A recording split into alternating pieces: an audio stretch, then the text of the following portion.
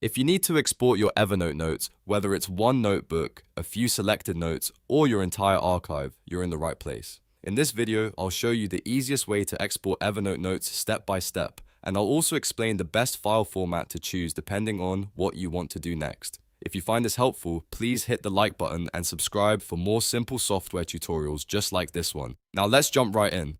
The first thing you need to do is open the Evernote desktop app on your computer and sign in to your account. Exporting notes is best done from the desktop version because it gives you the full set of export options. Once you're inside Evernote, take a moment to decide what you actually want to export. Are you exporting a whole notebook or just a few individual notes? This matters because the steps are slightly different. If you want to export an entire notebook, look over to the sidebar and click on Notebooks. You'll see a list of all the notebooks in your account.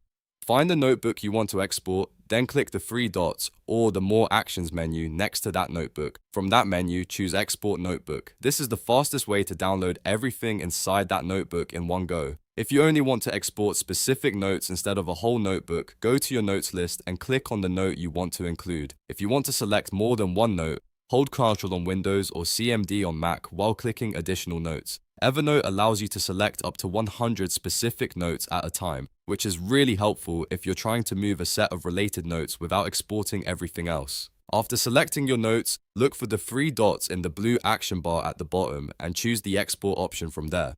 Next, Evernote will ask you to choose a file format.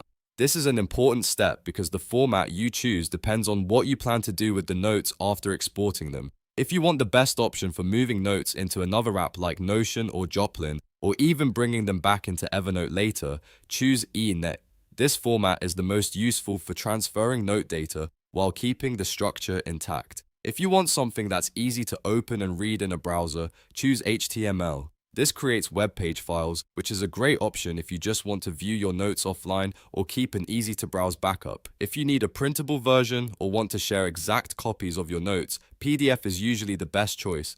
For PDF export, you may need to go through the More Actions menu and select Export as PDF after choosing the note or notebook. That makes it ideal for documents you want to print or send to someone else. After choosing the format, Evernote may give you a few extra options about what metadata to include.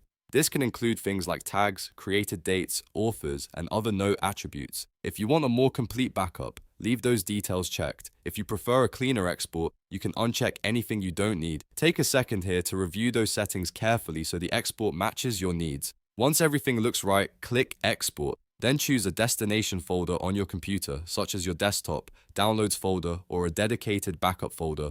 Pick a location that will be easy to find later, especially if you're exporting a lot of notes. After that, save the files and let Evernote finish the export process. When the export is complete, open the folder you selected and check that the files are there. If you exported ENEX, HTML, or PDF, you should now have your notes saved outside of Evernote.